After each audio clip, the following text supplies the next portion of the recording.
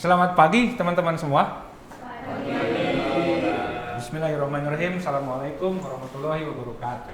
Waalaikumsalam warahmatullahi wabarakatuh. Apa kabar semuanya hari ini?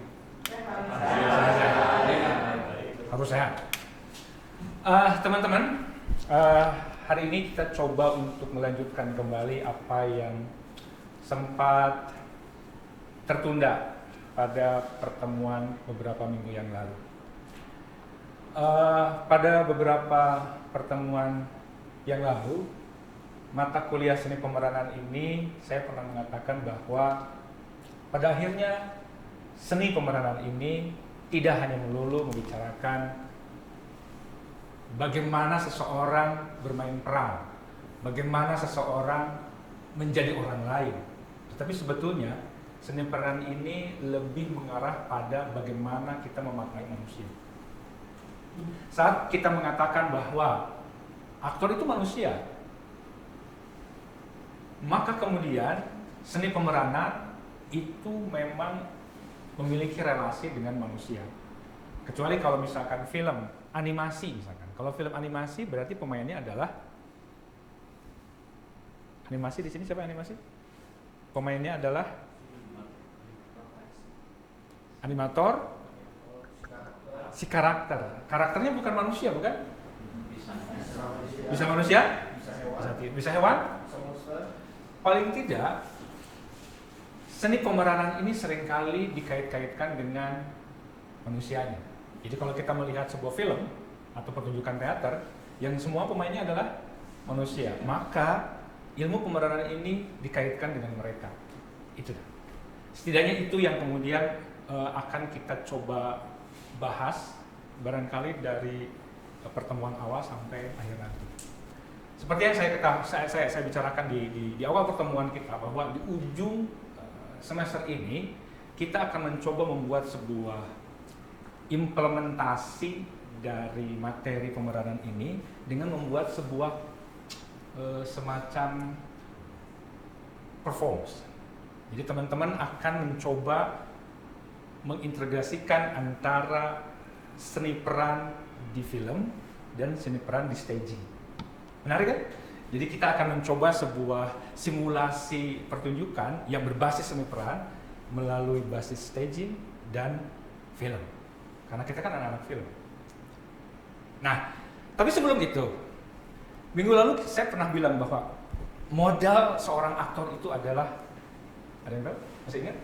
Modal seorang aktor itu adalah percaya diri. Lupa ya? Minggu kemarin. Modal seorang aktor itu adalah tubuh dan jiwanya. Jadi kalau tadi bicara apa? Percaya diri itu bagian dari mana? Tubuh atau Jiwa. bagian dari jiwa? Jiwa. Terus tadi ada yang bilang apa? Emosi itu bagian dari jiwa kedalaman. Tapi jiwa itu tidak akan hadir kalau secara fisik dia tidak hadir. Maka pada akhirnya fisik dan kedalaman, jadi laku fisik dan laku dalam itu menjadi penting dalam dunia seni pemeranan.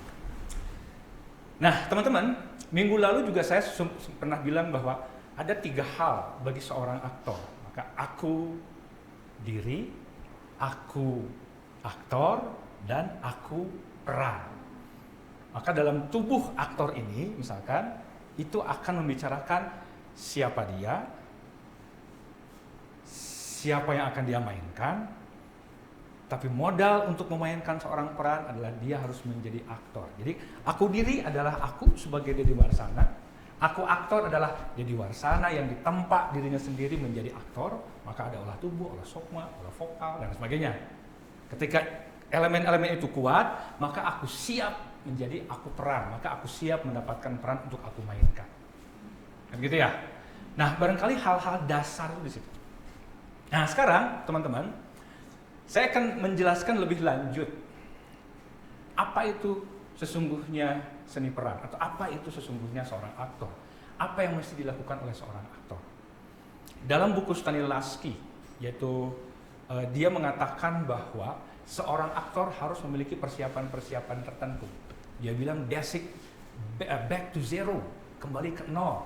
Kalau kembali ke nol berarti kita harus mengenal diri sendiri. Misalkan, Bang Zul, siapa kamu? Mahasiswa film. Selebihnya? Manusia. Ada yang bisa lebih spesifik nggak? Siapa kamu? Nggak tahu siapa. Nggak tahu siapa. Maka kita harus mengenal diri sendiri. Satu lagi. Siapa kamu? Mahasiswa film. Mahasiswa film. Kalau kita bicara tentang mahasiswa film itu banyak. Tapi bagaimana caranya bahwa karakter dia diketahui oleh orang lain? Anak pertama. Kan misalkan gini. Kalau Zamzam, sekarang coba ceritakan Zamzam. Menurut pandangan kamu, Zamzam. Kamu ceritain, lalu saya terbayang, oh Zamzam itu yang ini. Coba.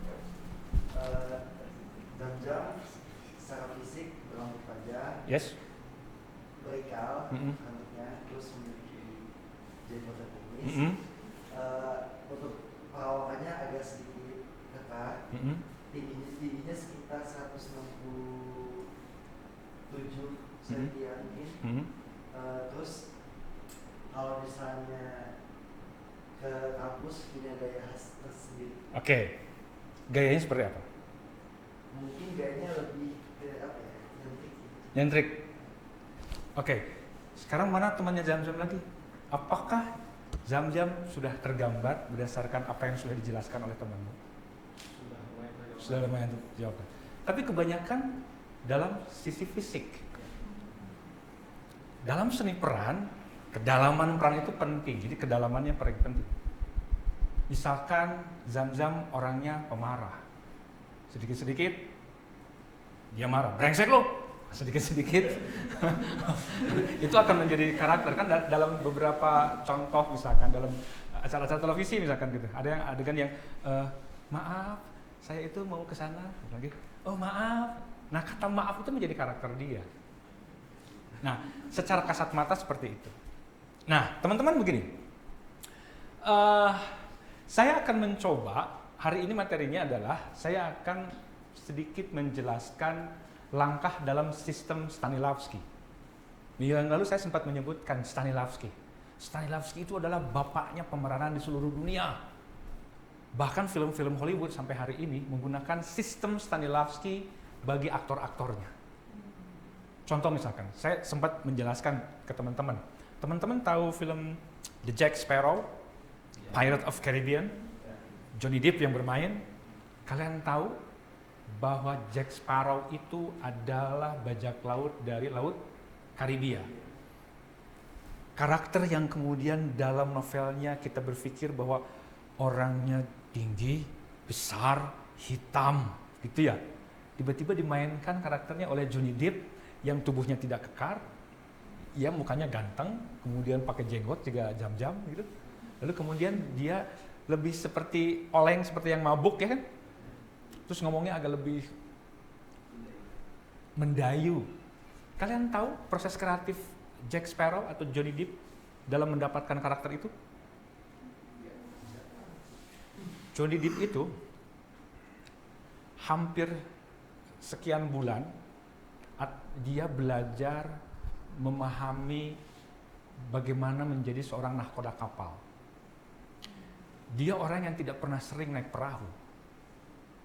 Jadi dia masih mencari-cari gimana rasanya naik perahu berbulan-bulan. Kan kalau bajak laut berbulan-bulan di laut. Dia memiliki tafsir bahwa ini harus dia cari. Proses kreatifnya adalah dia masuk ke kamar sauna, kemudian saya lupa berapa jam dia di situ, 3-5 jam. Kan kebayang di sauna 3-5 jam, sampai tubuhnya terbakar, merah, sampai dia mau muntah, pusing dan sebagainya. Kemudian dia keluar dari sauna itu, lalu merasakan perih gitu ya, kemudian oleng. Nah, keolengan dan keperihan itu kemudian dia diambil, dia simpan dalam memori dia. Minggu lalu kan saya pernah bicara masalah bagaimana emotional memory dari Stanislavski, masih Stanislavski. Bagaimana memori emosional dia ambil, kemudian dia mainkan. Kebayang nggak? Maka pada saat dia acting, memori itu dia panggil. Kemudian jadilah Johnny Depp seperti itu. Contoh kasarnya begini teman-teman. Misalkan saya akan bermain menjadi pemabuk, tapi saya tidak pernah mabuk teman-teman. Lalu saya nanya, kalau mabuk itu seperti apa? Pusing katanya. Kalau mabuk itu mau muntah, oke. Pendekatan saya barangkali, saya begini aja deh.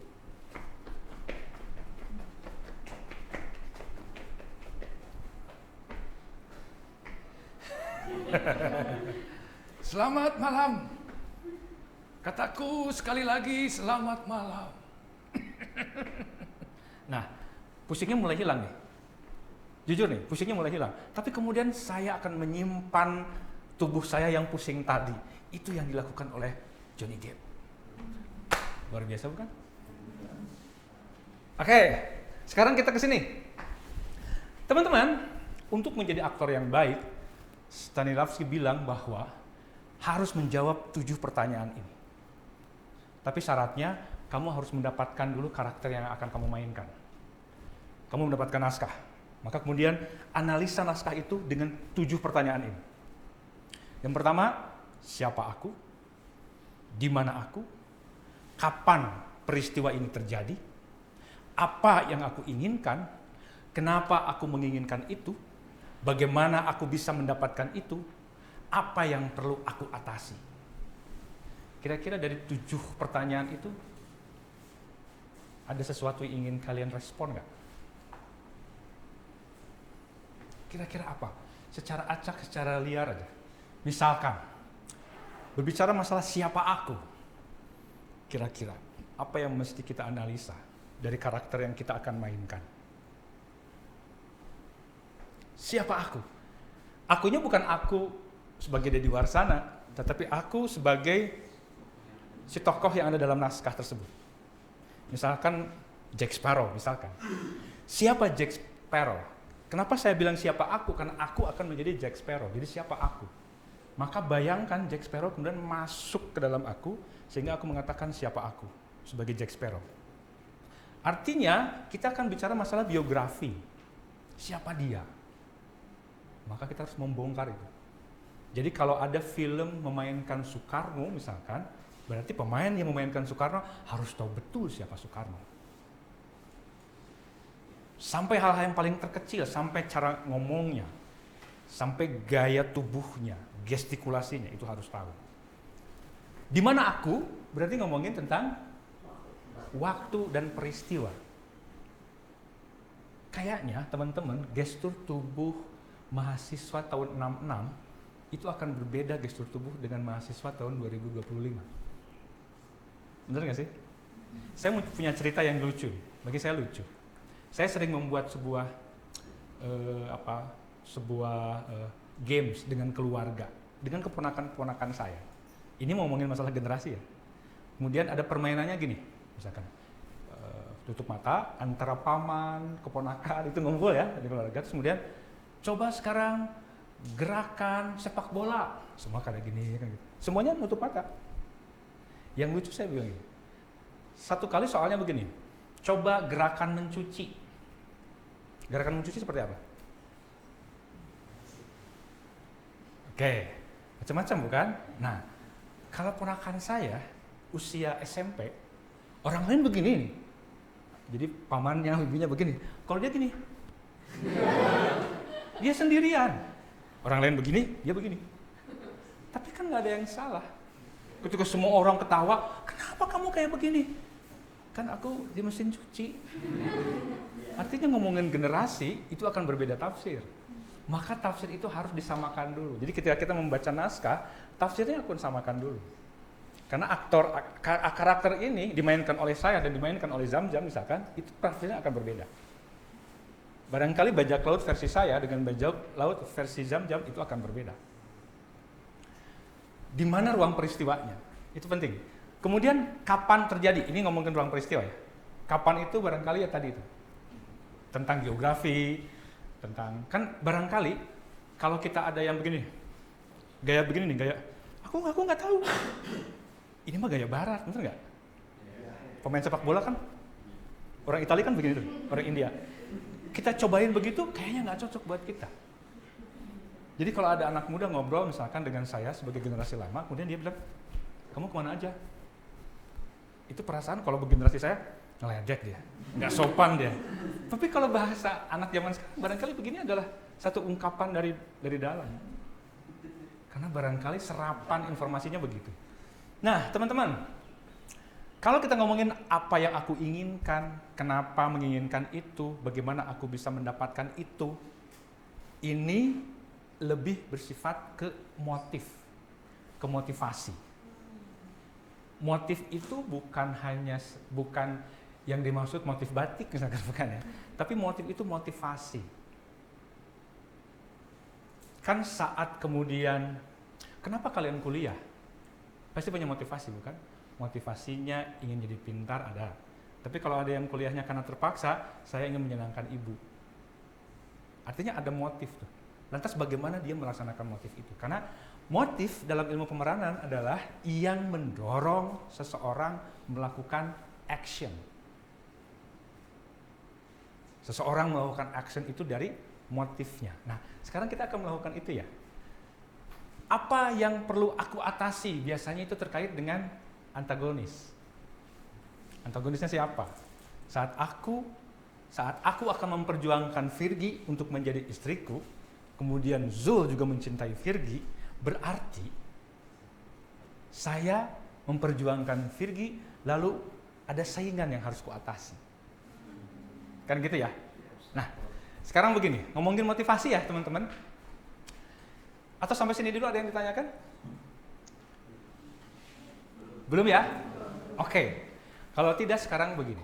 Saya akan ngomongin tentang motif, tapi saya akan gunakan sebuah simulasi ya, supaya teman-teman bisa lebih tahu. Begini teman-teman, saya butuh 2 orang, laki-laki dan perempuan. Siapa yang bersedia? Silakan. Ayo dong. Oke, siap. Sini. Nah, teman-teman, 2 orang ini akan dijadikan media untuk menjelaskan motif pada teman-teman semua. Atau barangkali kita akan berkembang, selain motif juga bisa kita membicarakan tentang bagaimana struktur dramatik dan lain sebagainya ya. Nah, saya akan memberikan mereka beban. Kalau hidup mereka sudah punya banyak beban. Oke. Jadi gini, simulasi ini antara dua orang, laki-laki dan perempuan. Saya sengaja dengan 2 gender yang berbeda. Saya akan memberikan beban kamu sebuah dialog. Dialognya pendek, yaitu tidak. Iya. Saya lupa. Iya. Perempuan selalu mengatakan tidak. Tidak boleh mengatakan yang lain selain iya, selain tidak. Teman-teman nanti silahkan akan menganalisa itu semua ya. Nah, sekarang saya akan menceritakan dulu karakter dari kata iya dan tidak. Iya itu karakternya dia bisa lebih terbuka. Benar? Barangkali lebih ofensif. Lebih menyerang. Atau terbuka gitu lah. Iya. Dan tidak, yang harus kamu ketahui, tidak itu dia akan lebih defensif. Lebih tertutup, lebih menghindar. Hanya itu aja kata kuncinya. Paham? Paham. Dan kalian tidak boleh janjian. Nanti kamu gini ya, aku gini ya, nggak boleh. Ini adalah bagian yang mesti kita analisa nanti ke depan. Oke? Mengerti? Ada pertanyaan? Cukup ya? Oke. Saat saya bilang action, kalian bergerak, silahkan. Dialognya hanya iya dan tidak. Saya tidak akan memberikan gambaran apa-apa dan silahkan teman-teman menganalisa. Oke? Siap? Saya akan duduk di sini. Siap? Lupa saya. Ini ada kursi, silahkan kalian gunain. Mau jadi apapun boleh. Siap? Konsentrasi. Action! Tidak. Iya. Tidak. Iya. Tidak. Iya. Tidak. Iya. Tidak. Iya. Tidak. Iya. Tidak. Iya. Tidak. Iya. Tidak.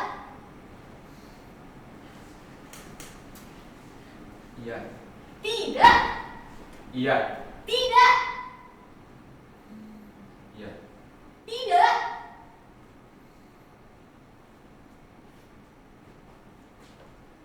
Iya. Tidak. Iya. Tidak. Oke, Kak. Tepuk tangan. Tepuk tangan. Jangan dulu duduk. Kesini dulu. Oke.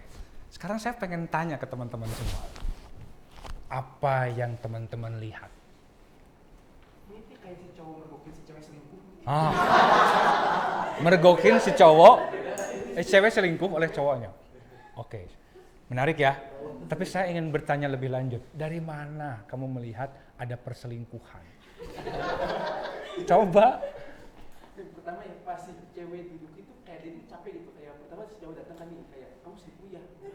Oke. Cewek duduk tuh, karena capek tuh udah. Berarti gestur duduk itu menandakan dia lelah.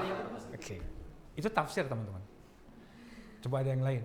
Kira-kira dari apa yang terjadi, apa yang teman-teman tafsirkan? Ayo, Jam. Kalau menurut saya mereka berantem karena mau beli makan. Mereka mau beli makan. Apa yang kira-kira memperlihatkan secara, ini kan gestikulasi karena makanannya nggak ada gitu. Apa yang kemudian terbayang, terfikirkan bahwa ini perebutan makan? Kalau menurut saya jadi si cowok itu seperti sudah menunggu si perempuannya lama gitu.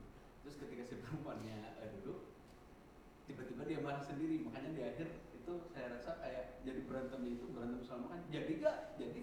Oke. Gak usah gitu, gak usah jadilah gitu. Oke ya, terima kasih nih. Tidak ada kebenaran yang absolut. Yang ada adalah bagaimana kita cara menafsir dari sudut pandang yang mana. Sekarang saya mau tanya sama mereka, karena mereka juga kelihatannya memang bingung. Kenapa ngapain? Sekarang saya mau tanya ke kalian berdua, siapapun yang mau bicara. Sebetulnya kalian teh, atau kamu berarti ya, kamu ngapain, kamu juga ngapain dalam tafsir kamu, gimana? Karena yang memulainya kata tidak. Yang memulainya kata tidak kan? Dia yang memulai untuk lebih inisiatif. Atau justru barangkali karakter dia sebenarnya pendiam. Jadi harus dimulai. Maka dia mengerti, dia ngomong tidak. Coba dari sini dulu deh. Kalau saya sih mikirnya kayak lagi di luar, masuk ke ruangan, terus ngambek-ngambek gak jelas aja. Motif kamu, sekarang pertanyaan sederhana nih. Dari materi, motif kamu apa? Kayak ngambeknya tuh dijanjikan sesuatu tapi tidak ada sesuai dengan janjinya. Oke, ini harus jujur. Benarkah tafsir kamu punya pandangan yang sama? Enggak sih. Enggak. Nah, kira-kira kamu apa? Yang tadi kayak Bang Joel tentang selingkuh. Saya nggak tahu ini jujur atau dia cari-cari jawaban. Oke, artinya teman-teman, jika motifnya tidak jelas, maka peristiwa itu tidak akan dapat mudah ditangkap oleh penontonnya. Maka dalam sebuah adegan film, sutradara itu harus menjelaskan secara rinci pada aktornya, siapa kamu. Kalau ngomongin dua orang, ini anak muda, kayaknya agak susah kalau ngomongin dia suami istri misalkan. Kenapa? Mereka masih muda, meskipun hari ini banyak yang menikah masih muda. Tapi paling tidak, usia menjadi sangat penting bagi berlangsungnya cerita dengan baik. Ya, nah sekarang kan barangkali karakter dia begitu, dia lebih santai. Iya. Sekarang kamu duduk. Sekarang saya mencoba memainkannya berdua sama dia. Mau duduk sini. Ya, saya akan mencoba bereksplorasi. Kalian akan melihat satu sudah tua, ompong, yang satu lagi perempuan muda. Lantas siapa mereka? Saya punya motif tersendiri, nanti dia akan menafsir motif saya. Kita mulai ya, kamu boleh duduk. Misalkan begini. Iya. Tidak.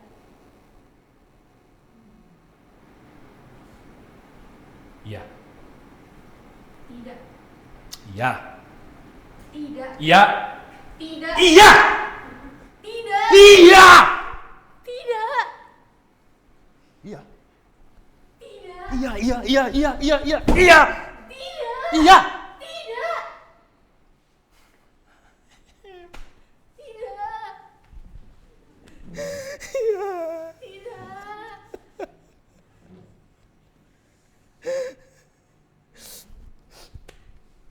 Iya. Tidak. Iya. Tidak. Iya. Tidak. Oke. Oke. Kan itu motif. Meskipun saya pikir kalian juga tidak pernah tahu, dia tidak pernah tahu motif saya apa. Tapi saya coba keluarkan dengan penuh keyakinan. Kira-kira tadi ngapain ya? Ya. Kayak mau dipaksa nikah. Oke. Cuma kayak bapak mandiin anaknya sama pacaran ya. Ya. Kayak dipaksa masuk pesantren.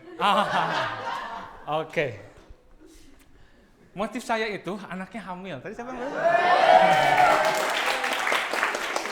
Motif saya itu anaknya hamil sebagai seorang bapak, karena kebetulan saya punya anak perempuan, kemudian banyak berkelindan informasi masalah itu, kemudian saya hancur sehancur-hancurnya gitu lah.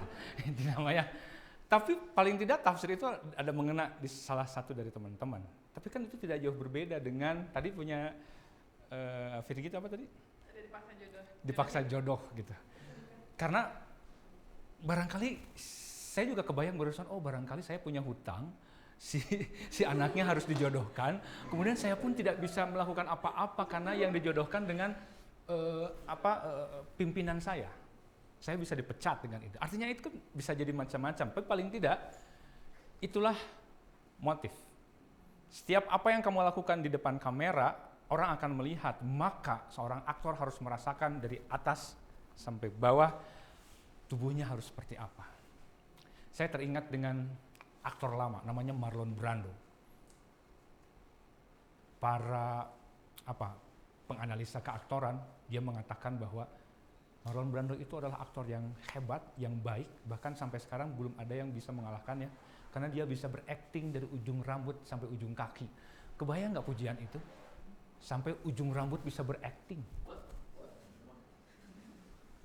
Oke, sampai sini kira-kira ada yang tanyakan nggak? Saya juga nggak tahu kalau gimana rambutnya acting. Ada? Oke, kalau ya. Ini kan, kalau misalnya berarti siapa aku, di mana aku, dan kapan ini terjadi tidak terpenuhi 3 awal. Apakah motif, dia cuma punya motif itu tidak cukup untuk jadi sistem animasi? Karena yang pertama ini, kalau disebut sebagai maaf saya sebutkan sebagai rukun Islam misalkan gitu. Ya. Yang pertama itu adalah yang wajib dilakukan kalau dia memang mau masuk Islam kan gitu. Syahadat. Jadi kalau tidak tahu siapa aku, lantas bagaimana caranya kita akan memainkan karakter ini? Itu hal yang sangat fundamental. Jadi kamu benar-benar harus tahu. Ini akan terkait dengan bagaimana kamu menulis cerita atau menulis skenario. Saat kamu ingin membuat sebuah cerita, lalu kamu tidak pernah mengenal aktor utamanya atau tokoh utama dalam cerita ini, bagaimana kamu mampu menceritakan alur cerita ini dengan baik? Saya kira itu ya. Ini adalah hal yang mesti dilakukan. Meskipun kalau dalam sistem penulisan naskah, saya pernah membuat sebuah bagan yang pertanyaannya sampai 58. Tapi itu kaitannya dengan cerita. Kalau untuk aktor, Stanislavski barangkali saat itu cukup dengan pertanyaan 7 ini, dan ketika dia bisa dibongkar, saya kira seorang aktor bisa mampu paling tidak mendekatkan karakter dengan dirinya dengan cukup baik, saya kira gitu. Oke teman-teman, kalau begitu materi ini saya kira cukup sampai di sini, tetapi barangkali kita lakukan sebuah saya pengen menugaskan sesuatu pada teman-teman. Jadi silahkan nanti teman-teman secara berkelompok mencari sebuah cerita, lalu kemudian silahkan teman-teman mengimplementasikannya melalui pola yang tadi, yellownya jangan panjang-panjang. Nanti kita akan melihat sampai sejauh mana teman-teman mampu membuat sebuah karakter dengan motifnya. Saya kira itu ya. Kita akan coba setelah ini ya. Oke, kita lakukan.